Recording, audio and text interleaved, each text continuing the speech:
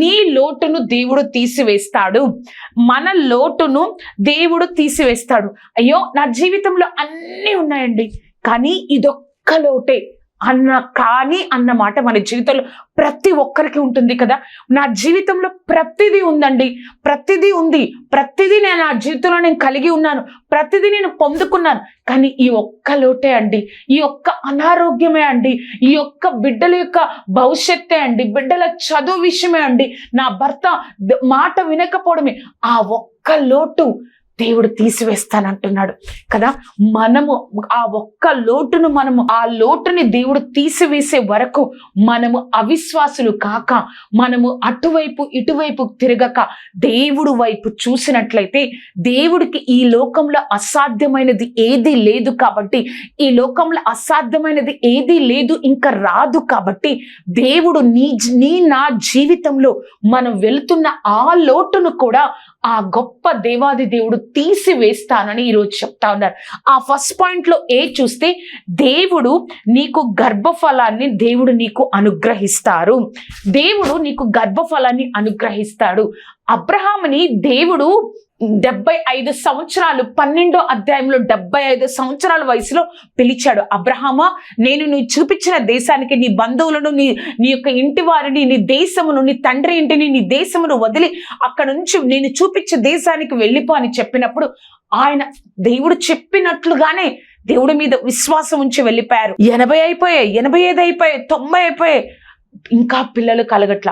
ఒకసారి దేవుడు అబ్రహాము దగ్గరకు వచ్చి 15వ అధ్యాయంలో మాట్లాడుతూ ఉన్నప్పుడు అబ్రహాం ఒక మాట అంటాడు, ప్రభువా, నువ్వు నాకు ఏమిచ్చినా ఏమి, నేను సంతానం లేని వాడనైపోతున్నానే, నువ్వు నన్ను ఆశీర్వదిస్తున్నావయ్యా, పనివారిని, ఆస్తిని అన్నిటినీ ఇచ్చి, లోతు వెళ్ళిపోయినా కూడా అన్నిటిని నువ్వు నాకు తోడుగా ఉండి అన్నిటిని ఇచ్చి నువ్వు నన్ను ఆశీర్వదిస్తున్నావు ప్రభా, కానీ ఎన్ని ఉన్నా కూడా నేను సంతానం లేని వారనైపోతున్నానే. అబ్రహాము జీవితంలో ఆ ఒక్క లోటు ఉండిపోయింది. అప్పుడు దేవుడు అబ్రహామును బయటకు తీసుకొచ్చి, ఆకాశం వైపు చూడు అబ్రహాము, ఒక్కసారి నువ్వు నక్షత్రాన్ని లెక్కింపగలవా, అలాగే లెక్కింపలేనంతగా నీ సంతానాన్ని నేను నీకు అనుగ్రహిస్తున్నాను అని దేవుడు చెప్తా ఉన్నారు కదా.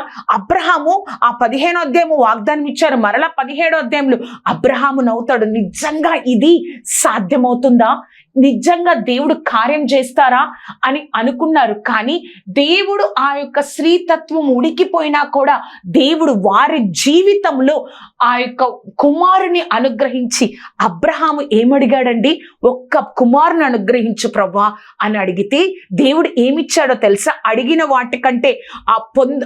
వాటికంటే గొప్పగా అనుగ్రహించగలిగిన దేవుడు ఒక్క కుమారుని అనుగ్రహిస్తే, దేవుడు ఆ యొక్క కుమారుడి ద్వారా తరతరాలు ఈ భూమి మీద ఉండేటట్లుగా దేవుడు ఆశీర్వదించాడు కదా. అలాగే హన్నా జీవితంలో మనం చూసినట్లయితే, రిబ్కా జీవితంలో దేవుడు నీ యొక్క గర్భఫలాన్ని, నీకు గర్భఫలాన్ని అనుగ్రహిస్తాడు. అన్నీ ఉన్నాయే నా జీవితంలో, గర్భఫలం లేదే, అన్నీ ఉన్నాయే నా జీవితంలో, ఆ ఒక్క లోటు ఉందే, దేవుడు దాన్ని తీసివేస్తారు. ఆ ఫస్ట్ పాయింట్ లో బి చూసినట్లయితే, నీ ఆర్థిక సమస్యను దేవుడు వేరులతో సహా తీసివేస్తాడు. ఆమేన్. నీ యొక్క ఆర్థిక సమస్యను దేవుడు వేరులతో సహా తీసివేస్తాడు కదా. మనం కొన్ని తరాల నుంచి నీ యొక్క గృహంలో, మన యొక్క గృహంలో ఒక ఆర్థిక వ్యవస్థ, ఒక ఆర్థిక సమస్యను, నా తల్లిదండ్రులు అనే లోటుతో ఉన్నారండి, నేను అంతే లోటుతో ఆర్థికంగా డబ్బులు లేకుండా నేను జీవిస్తున్నా, నా తర్వాత పిల్లలు కూడా అలానే జీవించాలేమో. దేవుడు నీతో నాతో చెప్తున్న మాట, ఆ చిన్న లోటును దేవుడు నీ తరంతోనే తీసివేస్తాను అని చెప్తా ఉన్నారు. రూతు మోయాబు దేశంలో ఉంది. ఆ మోయాబు దేశంలో ఉన్నప్పుడు, ఆ మోయాబు దేశంలో తను ఎంతగానో సంతోషంగా ఉంది. భర్త చనిపోయారు, నయోమితో ఆ యొక్క బెత్లెహేముకు వచ్చేసింది. బెత్లెహేముకు వచ్చిన తర్వాత అక్కడ తన స్థితి మారిపోయింది. అప్పటి వరకు కొంత తినడానికి ఉందేమో, కానీ ఇక్కడ ఒక రోజు గడవాలి అంటే ఏం చేయాలో తెలుసా, ఆ యొక్క పొలముకు వెళ్ళి పరికలు వేరుకొని వస్తేనే వారి ఆ యొక్క రోజు పూట గడుస్తుంది. ఆ పరికలు వేరుకొని ఆ యొక్క పొలంలో అవి వేరుకొని వస్తేనే, అవి తీసుకొని వస్తేనే, ఆ కోతకాలంలో పండిన గోధుమలు తీసుకొని వస్తేనే వారి యొక్క జీవితంలో ఆ రోజు గడుస్తుంది. అటువంటి స్థితిలో ఉంది లోతు. ఎలా బ్రతికిందో తల్లిదండ్రుల దగ్గర మనకి రాయబడలేదు, కానీ అంతకంటే గొప్పగానే బతికింది. ఇప్పుడు బెత్లెహేముకు వచ్చిన తర్వాత కంటే అంతకంటే గొప్పగానే మోయాబు దేశంలో బ్రతికుండొచ్చు. కానీ ఇక్కడ ఘోరమైన స్థితి. దేవుడు ఎంత గొప్పవాడంటే, దేవుడి కోసం వచ్చిన రూతును దేవుడు ఏం చేశాడో తెలుసా? ఆ ఏదైతే పొలంలో పరికలు ఏరుకుంటుందో ఆ పొలానికే దేవుడు యజమానురాలిగా చేశాడు. అంటే బోయాజును దేవుడు ఆ యొక్క వారిద్దరికి వివాహాన్ని జరిగించాడు కదా.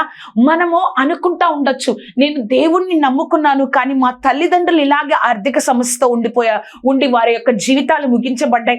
నేను ఆర్థిక సమస్యతో ఉండి నా యొక్క సగం జీవితం, నా బిడ్డలు పెద్దవుతున్నారు, అంతే సమస్యతో నేను ఉండిపోతున్నా, నా తర్వాతి తరానికి కూడా ఈ యొక్క సమస్య వస్తుందా? దేవుడు నీతోని నాతోని మాట్లాడుతున్నారు. ఎవరున్నా లేకపోయినా నీ జీవితంలో దేవుడు ఉన్నారా? ఆ యొక్క సమస్య ఏదైతే ఉందో ఆ లోటును నీ తరంతోనే దేవుడు వేరులతో సహా తీసివేస్తానని చెప్తా ఉన్నారు. విధవరాలు, అక్కడ ప్రవక్తల శిష్యుల్లో ఒక శిష్యుడు చనిపోయాడు.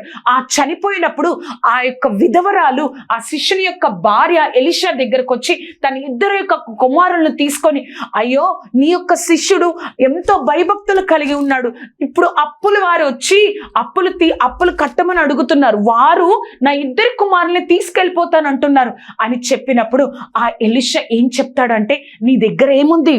నా దగ్గర కొంచెం ఒక నూనె కుండ ఉంది, ఆ నూనె కుండని తీసుకెళ్ళి ఇంటిలోనికి వెళ్ళి మిగతా కుండలను ఆ నూనె కుండలతో నింపు, ఆ నూనెతో మిగతా కుండలన్నింటినీ నింపు, మిగతా ఆ యొక్క నీ దగ్గర లేని వాటిని చుట్టుపక్కల ఉన్న వారందరి దగ్గర ఆ యొక్క కుండలను అడిగి తీసుకొనిరా అని చెప్పి ఆ యొక్క ఆవిడ చెప్పినట్లుగా ఆ నూనెతో ఆ కుండలన్నిటినీ నింపిన తర్వాత ఇంకా ఏమన్నా ఉన్నాయా తీసుకురండి అని ఆ యొక్క కుమారులకు చెప్పినప్పుడు ఇంకా ఎవరి దగ్గర ఏమీ లేదు.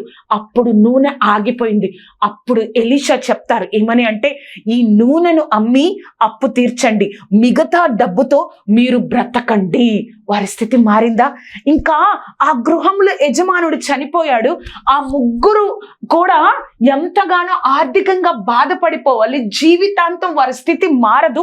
ఇంకా ఎవ్వరు జోక్యం చేసుకున్నా వారి జీవితంలో వారి స్థితి మారదు. కానీ ఆ గొప్ప దేవుడు వారి జీవితంలో జోక్యం చేసుకున్నారు. నా దేవుడు, నువ్వు దేవుణ్ణి కలిగి ఉన్నావు. అయ్యో నా జీవితంలో ఈ లోటు ఉంది, ఈ ఒక గర్భఫలం అనే లోటు ఉంది, ఒక ఆర్థికం అనే లోటు ఉంది, నేను ఇంకా చెప్పనివి ఈ అనారోగ్యం అనే లోటు ఉంది, ఆ లోటుని ఎవరు తీరుస్తారు? నువ్వు దేవుణ్ణి కలిగి ఉన్నావా? ఆ దేవుణ్ణి కలిగి ఉన్నావా? ఆ దేవుణ్ణి కలిగి ఉన్నప్పుడు మన జీవితంలో ఎక్కడ లోటుందో ఆ లోటుని దేవుడు వేరులతో సహా తీసివేసి తర్వాతి తరాలు ఎవ్వరు కూడా ఆ లోటును అనుభవించకుండా దేవుడు మనకి సహాయం చేస్తారు. అది మనం జ్ఞాపకం చేసుకోవాలి.